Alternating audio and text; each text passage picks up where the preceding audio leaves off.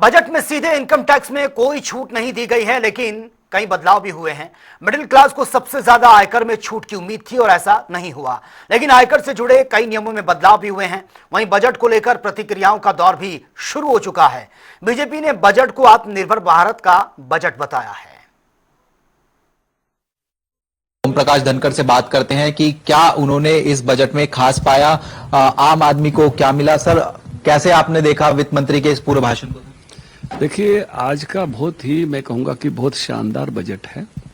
सामान्यतः देश का कुल बजट बढ़ा है, लगभग 3 लाख करोड़ है। देश का पूंजीगत बजट बढ़ा है 1 लाख करोड़, और देश के सब प्रमुख विभागों का, चाहे डिफेंस है, चाहे एग्रीकल्चर है, चाहे एजुकेशन है, चाहे हेल्थ है, चाहे एमएसएमई है, चाहे रूरल डेवलपमेंट है, अर्बन डेवलपमेंट है, रेलवे है, पावर है, फूड है, हर सेक्टर का बजट बढ़ा है। तो एक तो बढ़ोतरी ओवरऑल है। दूसरा, मैंने जो शब्द इस्तेमाल किया कि आर्थिक रणनीतिक बजट है।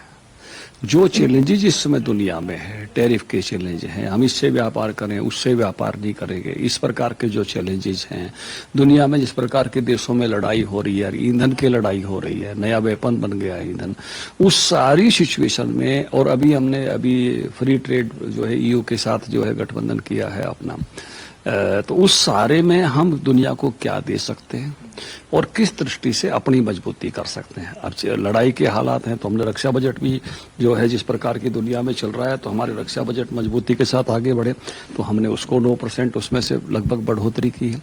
जिस प्रकार से हम दुनिया को कपड़ा दे सकते हैं, तो वियतनाम, बांग्लादेश कपड़ा देने वाले देश हैं, चाइना, तो हमने इस बजट में कपड़ा व्यापार कैसे अच्छे से अच्छा हो, इस पर काम किया है। हम दुनिया की फार्मेसी हैं, दवा सबसे ज्यादा देते हैं, तो दवा के लिए 10,000 करोड़ अलग से दिया है कि हम, हमारी फार्मा इंडस्ट्री कैसे मजबूत हो। हम फार्मा इंडस्ट्री के लिए बहुत सारे देशों के केमिकल पर डिपेंड करते हैं, तो 3 केमिकल पार्क बनाने की बात है। हम ऐसे माहौल में जो है सेवा के लिए लोग दे सकते हैं, तो 1.5 लाख इस प्रकार के केयर टेकर टाइप वर्करों की तैयारी करके हम आगे भेजें। हम अपना पर्यटन बढ़ा सकते हैं, तो हमने धार्मिक पर्यटन, अपना मेडिकल पर्यटन, उसके साथ साथ कल्चरल पर्यटन, इसको बढ़ाना, 10,000 इसके लिए लोग तैयार करें। हम जो है इसमें बहुत अच्छे हैं डेयरी इंडस्ट्री में, और हमारे पशु चिकित्सकों की बाहर भी बहुत मांग है दुनिया के देशों में, तो 20,000 नए पशु चिकित्सक किस प्रकार से तैयार हों, ये भी इस बजट में है। हम सेमीकंडक्टर चिप कैसे बनाकर उसके लिए जो रेयर मिनरल है उसकी बात भी इस बजट में है। मैं ये कहूंगा कि जितनी भी चीजें देश को आगे बढ़ाने की हो सकती हैं, AI के लिए 1,500 करोड़ रुपया दिया गया है, 500 करोड़ का एक्सीलेंसी सेंटर है, 1,000 करोड़ अलग से दिया गया है। इस तरह से एनिमेटेड जो आजकल गेम्स बहुत ज्यादा चलते हैं, इसके लिए 1500 स्कूलों में, 500 कॉलेजों में, और क्रिएटिव यूनिवर्सिटी जो बम्बई है उसमें। लेकिन ये सारा करते करते, यानी रणनीति का ध्यान रखते रखते कि कैसे देश आगे बढ़ेगा, इन्वेस्टमेंट टाइप बजट है, उसके साथ साथ सेवा का भी ध्यान रखा गया है। और कई सारे सेक्टरों में, जैसे ये गिग वर्कर हैं जो ब्लिंकिट वगैरह का सामान दे के जाते हैं, आयुष्मान से जोड़ दिया, बहुत अच्छी बात है। महिलाएं पढ़ लिख रही हैं तो हर जिले में उनका एक हॉस्टल बना देंगे, उसको जोड़ दिया। दिव्यांगों के लिए योजना लेकर आए हैं। उसके साथ साथ मैं कहूंगा कि कैंसर की दवाई, 17 दवाओं पर वो टैक्स हटा दिया गया है। 7 ऐसी रेयर बीमारियों की दवाइयों पर से वो उस प्रकार के सब ड्यूटीज वो हटा दी गई हैं। अपने खुद के इस्तेमाल के लिए कोई आदमी विदेश से सामान लाता है, उसका टैक्स आधा कर दिया गया है। बहुत सारी चीजों पर आम आदमी का भी ख्याल उसमें रखने का काम किया है। जैसे हम आयुर्वेद, हमारा स्पेशलाइजेशन है, 3 नए एम्स बनाएंगे आयुर्वेद के। एक दवा, आयुर्वेदिक दवाओं का, जामनगर में पुराना आयुर्वेदिक यूनिवर्सिटी है, वहाँ एक ऐसा सेंटर बनाएंगे कि जिससे WHO के लेवल की हम आयुर्वेदिक दवाई दुनिया को देख सकें। तो ऐसी बहुत सारी चीजों में मैं कहूंगा कि हम कहाँ आगे बढ़ सकते हैं, वो क्षेत्र खोजे गए हैं रणनीतिक दृष्टि से। जैसे डाटा आप सब बाहर जाता है, हमारे यहाँ कोई डाटा सेंटर बनाएगा तो उसको 2047 तक हम टैक्स हॉलीडे करके रखेंगे कि भाई हम आपसे कोई टैक्स नहीं लेंगे, आप ही हमारे यहाँ आगे काम करिए। तो ऐसी बहुत सारी रणनीतिक मैं कहूंगा बजट है। पॉपुलर बजटों की तरह से नहीं है, लेकिन फिर भी 7% की ग्रोथ रेट है साहब, इस चैलेंजेज वातावरण में ग्रोथ रेट है। हम 6.5 की बात पिछले पूरे साल में करते थे, ये बहुत ताकत की बात है। फिस्कल डेफिसिट जो है, राजस्व का डेफिसिट 4.3 है, उसको भी 1% मतलब 0.1% हम और कम लेकर आए हैं। ये भी इकोनॉमी की मजबूती की बात होती है। भारत तेजी से बढ़ती हुई अर्थव्यवस्थाओं में है और उसमें चैलेंजेज के वातावरण में जैसा बजट चाहिए, प्रधानमंत्री जी के नेतृत्व में निर्मला सीतारमण जी ने वैसा ही बजट दिया है। मैं इस बजट के लिए बहुत बहुत बधाई देता हूँ। लेकिन सर, विपक्ष इस बजट को सुस्त बजट बता रहा है। जैसे आपने भी कहा कि पॉपुलर बजट का जैसे आपने नाम लिया, विपक्ष कह रहा है कि आम लोगों के लिए इस बजट में कुछ ऐसा निकलकर सामने नहीं आया है और जिन तरीके से किसानों की बात की जाती है, अन्य सेक्टर्स की बात की जाती है, इन तमाम चीजों को लेकर ऐसा कुछ खास जो है नहीं दिया गया जिसको जो है कहा जाए। तो सुस्त बजट जो है इसको बता रहे हैं। 2 बातें कहूंगा।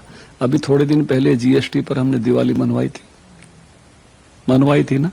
5,000 रुपए हर आदमी के बचत के आ रहे थे औसत रूप से, जब आंकड़ा निकाला। और आप देखिए, पिछली बार 12 लाख तक इनकम टैक्स की छूट पर गए थे। ये इसी पिछले बजट में ही तो था, कोई ज्यादा पुरानी बात नहीं है। कितना बड़ा स्लैब तोड़ कर गए थे, कोई सोच भी नहीं सकता था। और अभी भी मैंने कहा, मैंने हर सेक्टर का नाम लिया जिसका बजट बढ़ा है, किसी सेक्टर का बजट कम नहीं गया। और मैं कहूंगा कि सबसे बड़ा वित्त विभाग का आंकड़ा होता है बजट में कि इतना पैसा वित्त विभाग को गया। पता है कैसा बजट होता है वो? कौन सा होता है? किसानों की सब्सिडीज होती है सब उसमें। जो खाद्यान्न सब्सिडी है उसी के लिए तो अनाज खरीदा जाता है, तो खरीद कैसे हो गई? वो किसके खाते में? फिर उर्वरक सब्सिडी 2.25 लाख करोड़, 2 लाख करोड़ के आसपास खाद्यान्न सब्सिडी होती है। 2.25 लाख करोड़ ये होता है पीएम किसान निधि, उसी में है। ये सब हम उसमें नहीं डालते हैं, दिखाने के लिए एग्रीकल्चर वाले में जो रूटीन खर्चे हैं उसमें डालते हैं, वो वित्त विभाग के पास रहते हैं। कितनी बड़ी सहायता है तो पीएम किसान निधि के माध्यम से। तो ये मैं कहूंगा, फिर इस बार जिस प्रकार से कोकोनट का किसान, हम गेहूं चावल तक नहीं रुके ना, कोकोनट का किसान भी किसान है, चॉकलेट का किसान भी किसान है, कोको का, काजू का किसान भी किसान है, चंदन के पेड़ का किसान भी किसान है। तो ऐसे मछली पालक भी किसान है, तो पशुपालक भी किसान है। उन सब की भी, क्योंकि जो बड़ा हिस्सा है वो पशुपालक किसानों का बहुत बड़ा हिस्सा है एग्रीकल्चर सेक्टर में, उन सब की चिंता इसमें की गई। और ओवरऑल भी एग्रीकल्चर बजट बढ़ा है। यही कहा गया कि सर, जो चुनावी राज्य हैं उनका कहीं ना कहीं ध्यान रखा गया, नाम लिया गया। जो बाकी राज्य थे वो जो है छूट गए। इसको कैसे देख रहे हैं, जिस तरीके से आप भी अलग अलग सेक्टर्स की केंद्र के बजट की अगर बात करेंगे तो सब राज्यों के नाम तो नहीं आ सकते। केंद्र का बजट में तो इतने राज्य, इतनी यूनियन टेरिटरी है कि फिर वो दस्तावेज कुछ और ही तरह का हो जाएगा। अलग अलग सेक्टर के बजट सब बड़े हैं, तो सबको उसमें से कुछ न कुछ मिलने वाला है।